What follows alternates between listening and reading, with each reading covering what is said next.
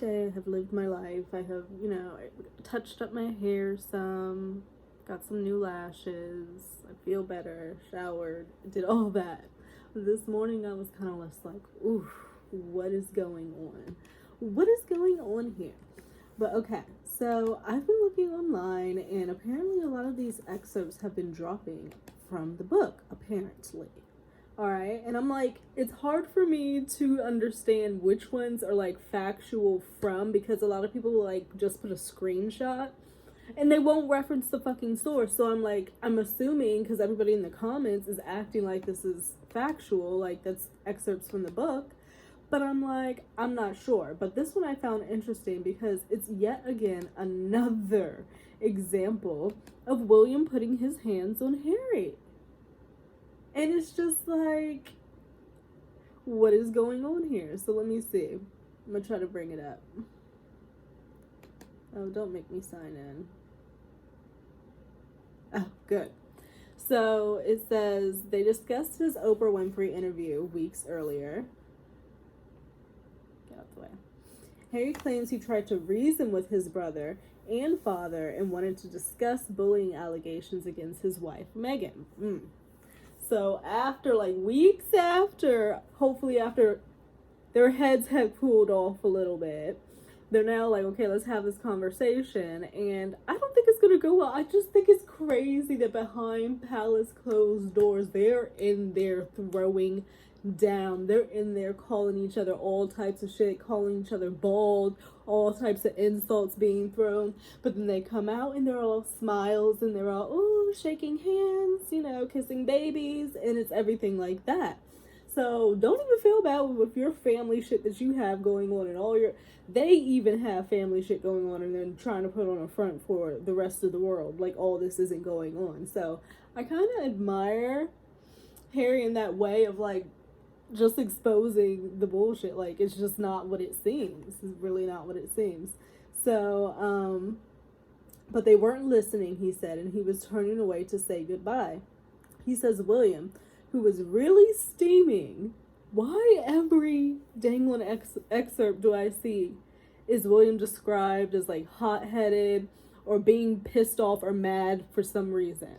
Like, is he that angry of a person? And poor Kate to have to deal with that. I hope that he is not taking his frustration and his bullshit, you know how men sometimes do that, and then he's taking it out on her, and she's getting all the brunt of the shit that's going on, because all this is happening. But I also want to know if she had any part in this. Like, I want to know about the whole crying situation. Who made who cry? And I'm sure it's going to be slated in the way of Meghan, but I don't know. So let's read on. He says, William was really steaming, shouted at him, "You never came to us. You never came to me." Which is interesting because apparently they came to them multiple times from what they're saying from their side, but William is saying that they never came to them. Harry expressed his feelings over their Megxit agreement being violated when William shouted, "Take it up with Granny." I'm just like reading, it's like a soap opera. It's literally like a soap opera. That's how it reads. It's like super fucking dramatic. I can just see it now. Take it up with Granny. Take it up with Granny. Like, I fucking can't. Harry wrote, "I waved a hand, disgusted, but he lunged, grabbed my shirt. Listen to me, Harold." So that's the second time that he's all up on his hand, up in his face, touching on him, putting his hands on him. It's like, that's not acceptable. But it's interesting how in every excerpt that I've seen, there's never anything saying that, Harry retaliates or pushes him, or like he's also the aggressor in the situation. It's like, oh, I'm not defending myself. Oh my God, I'm so weak. Oh my God, like, I'm the victim. Very much so.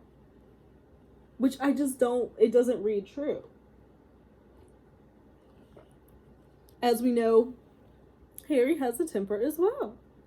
And I can see both of them really going the fuck at it. Like, I just don't see it as he's trying to paint this. So he said, "Listen to me, Harold," as he lunged and grabbed his shirt. I pulled away, refused to meet his gaze. He forced me to look into his eyes. He forced me to look into his eyes. Like, so what did he, like, grab your face and, like, how do you see how this reads, like, so fucking dramatic? And, like, I'm trying to look in the comments, like, what is this from? So Poulteray refused to meet his gaze. Listen to me, Harold. Listen. I love you, Harold. I want you to be happy. Harry claims he fired back. I love you too, but your stubbornness is extraordinary. While he's all up in his face. Because he lunged at him and has grabbed him and has forced him to look him in. It's just, it's not like when you break it down, it just, it's like a script. He pulled out William's grasp, but claims his brother grabbed him again and twisted him. So he struggled to get out of his grasp, and then William grabbed him again. Like, do y'all hear this? He says in the book, Harold, you must listen to me. I want you to be happy, Harold. I swear on Mummy's life. He stopped. I stopped. Pa stopped. He'd gone there. Y'all, that's literally like how it reads. He stopped, period. I stopped, period. Pa stopped, period. He'd gone there. Like the... Okay, and then as I was reading the comments, some people are like, all I see from this is that William really loves Harry. It just shows that he really, really cares. Yo, I don't know. I'm so fucked off of this. It's just so fucking interesting. Like, because I so go back and forth. Like, this is hella dramatic to me. It doesn't read real to me. It seems like a script. Like, it's just not. So I'm interested to get the hard copy fucking thing in my hands. I have ordered it. It should be here on Tuesday per Amazon. That's the day that it comes out. So I'll have it in hand. I'll pick it up. And we'll see. But this, like, is just, what? He stopped. I stopped. Pa stopped. We all stopped. Like, no! What? He used the secret code. The universal password. Ever since we were boys, those 3 words were to only be used in extreme times of crisis. Like, oh my God. So it's like a sacred thing of, I swear on Mommy's life. It's like a sacred thing between them, and it's like only when you like mean that shit. And it's like everybody stopped off that shit because it's like their mom, Diana, like, could y'all imagine if she was still here? It's just, it's so interesting. Like, I just feel like things would be different. Of course they would be different, but like, it's just, it's really, really sad. So it was only to be used in times of extreme crisis. Harry, who while describing this encounter called Will's his arch nemesis. Arch nemesis? His own brother? Gosh. What are they, like, Ramesses and Moses? Is that the Prince of Egypt? They were like arch nemesis. I really, really can't. Harry, while describing this encounter, called his arch nemesis and pointed out his alarming baldness. What? So he's saying this back to his brother. So he really runs his mouth. Maybe that's what I'm hearing from Harry. He runs his mouth. He likes to talk smack. He likes to like get those little insults in. Whereas William's going to be all up in your face. He's going to be physical. He's going to like go that way. He said... And alarming as a descriptor is just like cutthroat. Alarming, to call someone alarming is just... It's above us now. Like, we can't, like, you don't come back from this. You absolutely don't come back from this. And pointed out his alarming boldness, which, Harry, you are going bold too. Everybody says it, like, and we see it, like, with our eyes. She said he was ready at that point to fly back to the U.S. to be with Meghan. He wrote, Willie wasn't quite ready to accept defeat. I felt probably sick and ill after everything that's happened, and I swear to you now, Mommy's life, that I just want you to be happy. Harry added, my voice broke as I told him softly, I really don't think you do. Fuck. So he said, literally, so if it's so sacred of like the mummy's life thing, and for William to say, like, I swear to you, like, I just want you to be happy on mommy's life, and then for Harry to respond, say, in his voice breaking, I really don't think you do. That's like, I don't even believe you on mommy's life. The drama, the betrayal, the disloyalty. Oh shit, I almost fucked up my heater. What is, like, this is bad. This is bad. And right now, we're not hearing much about Meghan. It's interesting. We're not hearing as much about Meghan. The focus is on Harry. He's getting the brunt of everything on this side and another. So Meghan's sitting there behind, in the back, looking at everything going, my plan is going accordingly. Like, I know she is just so jazzed up about this. Like, she is just, I know that she is on that little Apple laptop computer that we saw her on the goddamn docuseries, going at it, like, both of them. And this thing, 60 Minutes, is about to drop tonight at 7 our time. I'm waiting on my mom. She said she's gonna be home at 7:30, so we'll do that, and I'll let you guys know what I think about it. But I'm just like, my God, all these excerpts. I just can't wait for Tuesday to get here so we can just. But then again, I always like to think about the end of things. The, like, what is the intention? What is the final resolution? So, like, once this is done, are we done? Are we not going to hear about this anymore? Are you going to go do your philanthropy? You're going to do little tours. You're going to do speaking engagements. You're going to make a little baby line. You're going to go, like, do health food kitchens or some fucking shit. What is Harry going to do? I don't know. Be a commentator or some shit. Like, just go do something. Use your name. You have an advantage like no other. And just move on. Just move on. That's all. So we'll see how 60 Minutes go. We'll see. Also, side note, on a personal note, I was a big girl today, and I was like, I'm not dragging this into the new week. The RSVP is coming up this week, and you just need to do it.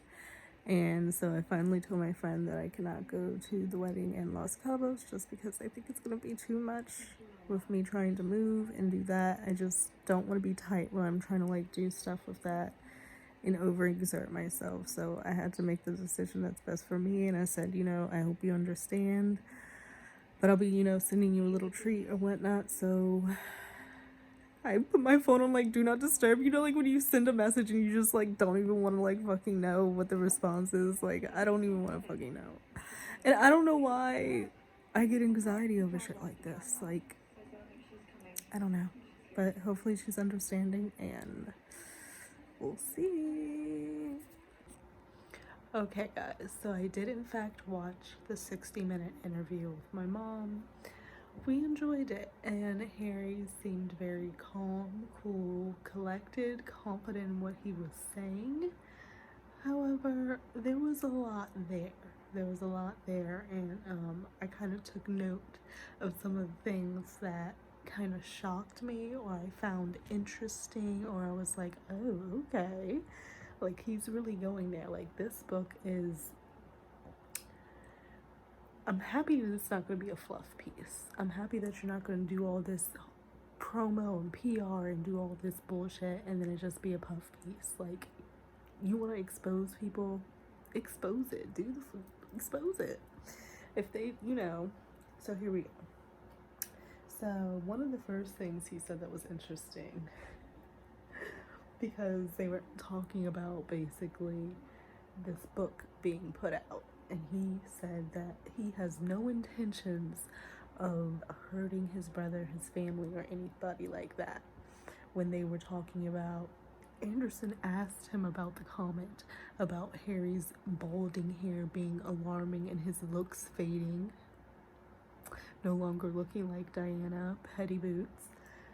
Asked him about that. He said he has no intention to hurt or harm his brother or the family or anybody like that. he's just speaking his truth. But you don't think calling your brother's baldness alarming and saying that his looks are fading from looking like his mother is hurtful? I mean, like, that, like, you could have talked about everything else in the fucking world, honestly. Talk about, you know, the media and everything, like, all that other bullshit, talk about that, but looks and shit like that, that's kind of low, especially when you're not on par. If you had a head full of fucking hair that you could go back like that, it would be different. But right now, you got a spot right here with which I know you can feel a cool breeze. So, no. So, I just felt that was kind of weird. I also thought it was interesting that apparently, well, we knew that, you know, they really couldn't show emotions. We knew that Charles, the king now, didn't show any emotion. He didn't hug his kids, like, when their mother passed and everything like that. They were literally woken up at like 7 something in the morning and were told that their mother had passed. And from there, they're going to the funeral and they're walking with these people, you know, walking behind the casket, not showing any emotion, complete fucking silence. He was talking about the fact that, like, he had, like, you know, all the people that were out there, they had more emotion and were showing more emotion and feeling and crying than what they were. And that was weird for him. Like, they were giving him flowers, and when he would go take and place them, and he was like, I feel like a go-between for their grief. Like, these were young kids. Like, this is shit that, like, that has to be traumatizing. Your mother just died, and now you're in the face of these random people who are, like, boo-hooing, bawling, and you have no emotion. Like, he said for years he did not even think that his mother was really dead. Him and William thought it was a plan that she had done to kind of, like, get away from the madness and everything. They thought it was a plan. Both him and William had talked about it, that it was a plan, and that eventually she would come back. Traumatic. And not only until he was 23, I believe he said, they went to Paris, and he said he wanted to take the journey that his mother took. The same exact journey through the tunnel in Paris, going at the same exact speed and everything, because he wanted to experience that moment. And obviously he does blame the paparazzi and stuff because they were hounding and chasing them. Like, people can say a lot about Harry, I've said a lot about Harry, but the trauma is there. Like, no one can negate that shit.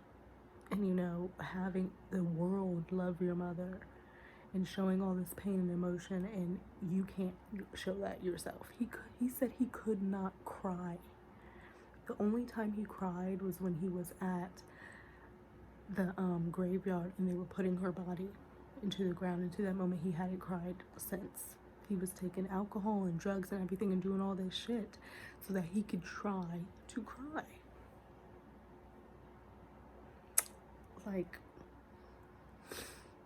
it's sad. Like, that trauma I completely understand, and I feel like the family, his father, they did not do right by those children. They didn't do right by them. He even asked to see, like, the police report when he was in Paris and looked at some of the pictures. And one of the worst pictures, he said, I think, was he could see, like, the back of her head. And there were some other, like, gory pictures, but they saved, like, the really bad shit and hid that from him, and he felt grateful that wasn't shown to him, because he probably never would have forgotten it. Because sometimes you see things that are seared and burned into your brain to the point where you close your eyes, you can't help but see it, and it's gonna fuck with you for the rest of your life. Like, scary shit. Like, a lot of the stuff that they're doing, I don't agree with, but this stuff with his mom, I do feel sympathy there, because I could not. I could fucking not. I could fucking not. I could not. Hold on. So I also thought it was cool and very revealing when he talked about his use of psychedelics and like mushrooms and shit like that to kind of get over the trauma and the feelings and try to deal with that in an alternative way, I would never think that the Prince of fucking England would be doing mushrooms and psychedelics. I'm sorry, like, can I be in the room? Please sell tickets for that shit. I would do mushrooms with Prince Harry. I think I would do that. But I was like, damn. And apparently within that whole experience, he felt like, well, the message he got was that it's not about him having to cry or feeling that need to cry that he was trying to search for so much. It was more so like, your mom just wants you to be happy. So a lot of people are gonna say, oh, it's woe is me, Harry, Harry, Harry, I'm such a victim, I'm so sad, I have all this trauma. I already know that's what people are going to say. I already know. But you guys, put yourself in those shoes and going through something like that. Him and the situation with Meghan and how they're choosing to do things and this, that, and other, that's a different story. Some of their lies and stories that don't make sense and don't match up, that's a different story. But this trauma with him, his mom, and brother, what they experienced is very real. Very real. So, psychedelics. Prince Harry was taking psychedelics. And then another thing that I think was interesting was that he was making it very clear that Meghan did not create the rift between him and his brother. Although I think it's interesting that he said that there is tension. Meghan and William do not like each other. There's tension there. And he just called her as like an American actress, like when they met. Like apparently Charles liked her and everything and was cool with her at first, but William was always uneasy. There was other people in the royal family that were always uneasy, that were like standoffish as shit. Oh, she's an American actress, and like, oh my god, you know? And there was always that tension there, but I'm thinking in my mind, because I'm petty, I'm like, Meghan's a very attractive woman. She's very pretty. And there are rumors that William has done his shit, is getting around. I'm like, well, maybe he felt a little jealous because, you know, it was William and Kate, they're up here and everything, and then like Harry comes with this little pretty girl, this little pretty thing, and everybody's attention is on her. And I'm wondering like if William was looking at her like and was feeling a type of way and didn't like her because of those reasons, because he was feeling a type of way. You know, when they say like on the playground, when they're like, oh, when the boys are mean to you, make fun of you and shit like that, that means that they like you.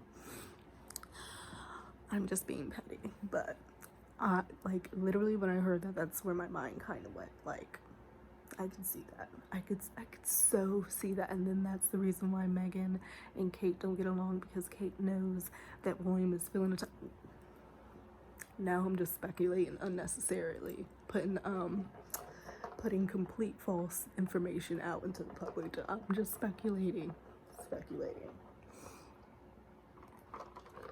But speaking of love triangles, they spoke about Camilla, quite a bit about Camilla. Stuff that I didn't know or hadn't heard before, because they were saying that Camilla is like obsessed and was doing a campaign to fix her reputation within the media, because she knew she was going to be queen consort, and that the media just saw her as this fucking woman who came in and destroyed the relationship between Diana and Charles, and that she's the mistress, she's the home wrecker, she's the this, that, another. So she was on this campaign to fix her reputation and would trade stories with like William and Harry and stuff to put like good stories out about her. Apparently they're all doing that shit to one another. They can't have a private motherfucking conversation without shit getting leaked. And he said that multiple times, like that's one of his issues. Like he wants to have a private conversation where after it's not going to get leaked, because they're saying that Harry and Meghan do that. They keep leaking this, and they're saying, Harry's saying, well, They continuously do that to us. So we're just giving them their own medicine and treating them the same way. Hot mess. So Camilla's doing this fucking campaign. She's trading fucking stories and stuff because she wants to get her reputation up. She's like, they begged their father not to not marry this woman because they felt like it was unnecessary. You're already with this woman. You've been with her for years. You disrespected our mother over it. Everybody knows your fucking story. Why do you need to take it to that point? Why? And I think that's a good question because y'all already were doing the fucking do. Living in sin, fornicating, whatever the fuck for years. Why now do you need to be married? Because she needed to be queen consort? I don't know how it would have worked if they weren't married and the queen died. Would she be queen consort still? I don't know. But why was it necessary? I think that's a good question. And the fact that like the British media is so ingrained in their family culture that they have tabloids that they have at the breakfast table. The breakfast table, and they go over and they read these tabloids. Like, this is what they do. They sit there and read tabloids about themselves.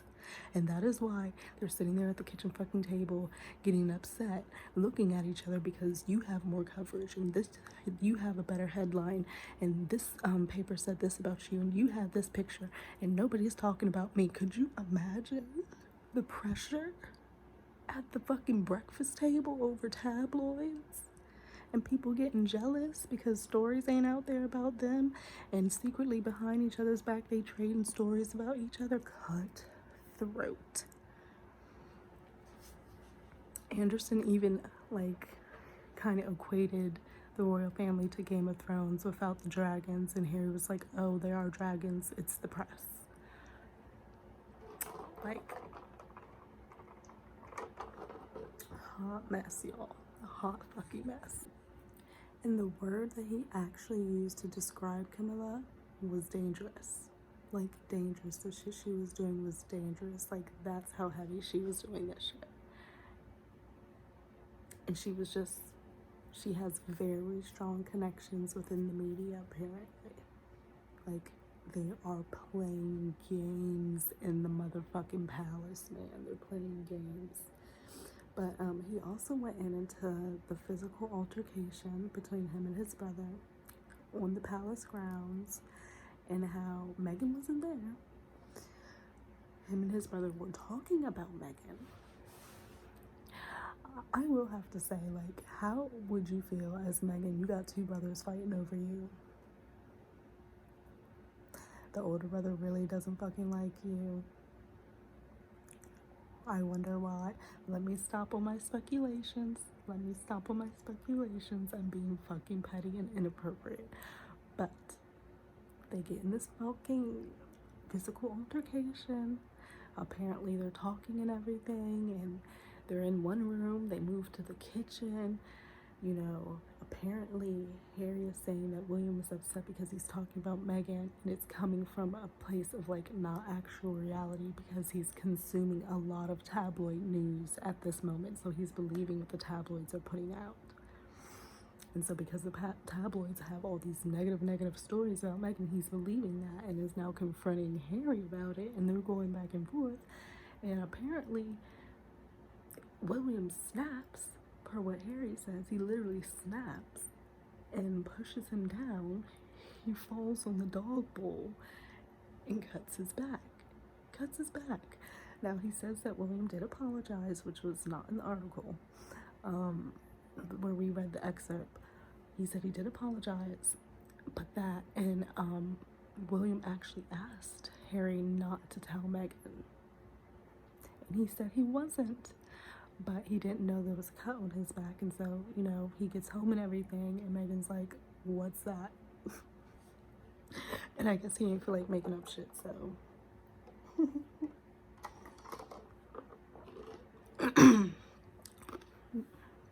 They are in there fucking cutting up. They need to have their own reality show. Could you imagine? Within the palace walls. Reality show. I think that has a good ring to it. Within the palace walls. Let me produce it. I will be the producer. I will have you guys salivating every week. Back. But they won't do it. What else? And they got paid $100 million for that Netflix thing. $100 million motherfucking dollars. $100 million motherfucking dollars. And that fucking... I'm telling you, the privilege some people have. And I'll say that because Anderson asked him, you know, people say, why not renounce your titles? And he was like, what difference would that make? It would make a difference because you're not the Duke and Duchess of Sussex. You don't have those titles anymore. People aren't going to pay you as much for engagements. People aren't going to give a fuck as much because you don't have that title. Titles mean a lot around this world. You're the Duke and Duchess. People can put on their programs, oh, the Duke of Duchess of whatever, blah, blah, blah, is going to be at this event, and people are going to want to come to see a Duke and a motherfucking Duchess. That's what it matters. And you guys were able to make $100 million fucking dollars off of being a Duke and a Duchess. You were able to make, what, $30 to $40 million off this book Spare, off of being Prince fucking Harry, you know. Quite frankly, Prince Harry is always going to be Prince Harry. But maybe he's more so doing it for Meghan because she wouldn't have shit. Because she's only related by blood. So if his title is gone, she definitely ain't got shit. She's just going to be Meghan fucking Markle again. American actress. And I don't think she wants that. I don't think she can deal with going back. I don't think so. What else?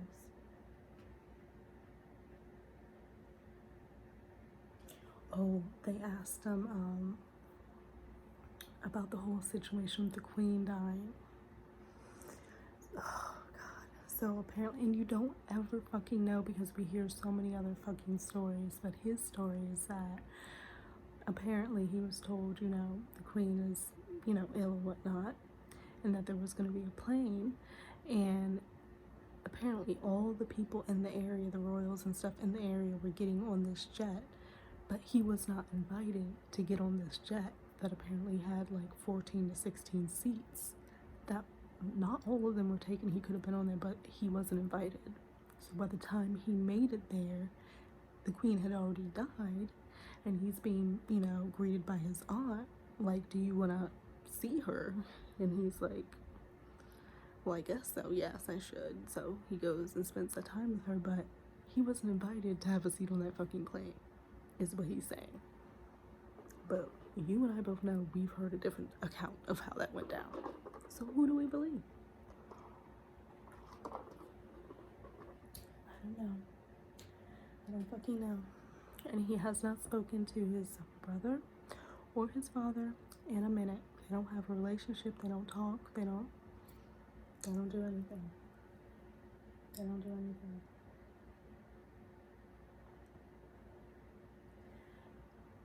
I just find it interesting that, like, he's saying all these things that are so horrible about the family. And family is family. You don't want to not be connected with your family if you can help it. But the shit he's saying is really bad. But yeah, he's saying the ball is in their court. The door is always open. He wants to repair it. He wants to have a relationship. He wants to this, that, and another. But, like, everything he's saying is a direct contradiction to that. You know? You just called your brother alarmingly bald and that his looks were fading in front of the entire world, yet you want to have a relationship? That was unnecessary as hell. Like, it was unnecessary. And Anderson also asked him about, you know, how the palace hasn't said anything, and he said their silence is betrayal. Well, silence is betrayal. And they were asked for a statement for the 60 Minutes video, the British royal family. And they said, can we get a full report of what's happening? Then we'll make a statement. And 60 Minutes, they were like, no. We don't do that for anybody, not even the royal family. You're not getting a report of our shit. Either you want to give a statement or you don't. Either way, we're putting it out there. So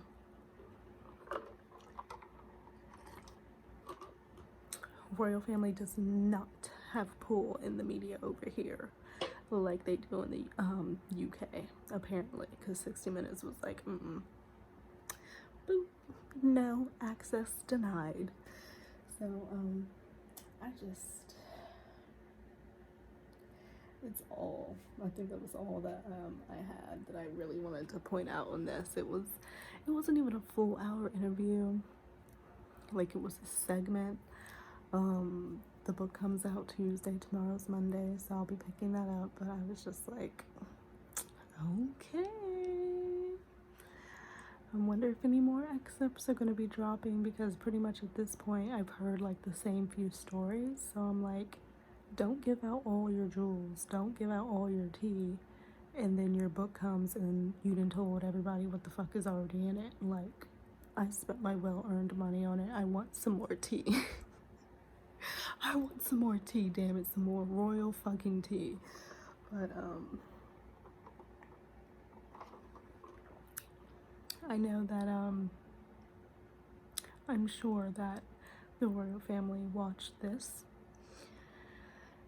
and William and Kate are in their chambers freaking the fuck out, and William's yelling and snapping and everything else, and Meghan and Harry are watching on their couch holding each other, and Meghan's secretly inside loving every single fucking moment of this.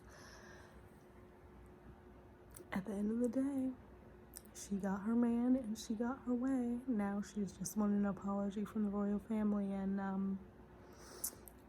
don't know if she's gonna get it or not. I don't know. I feel like they're trying to bring them to their knees. Like, they equate this to a war. He said he's been in a war since he was 12. The war started when he was 12. Like, they're trying to bring the royal family to their knees through the fucking media, like they feel the royal family did to them. So that's all I got for you guys today. I hope that you have a great start to the rest of your week. By the way, I told my friend about the wedding, how I can't come, and she was understanding, so I was very happy about that. So that's just a weight off my shoulders, and so I'm gonna go into the week with positive vibes. I'll sprinkle some positive vibes on you too. But yeah, I will see you guys a little bit later. Bye.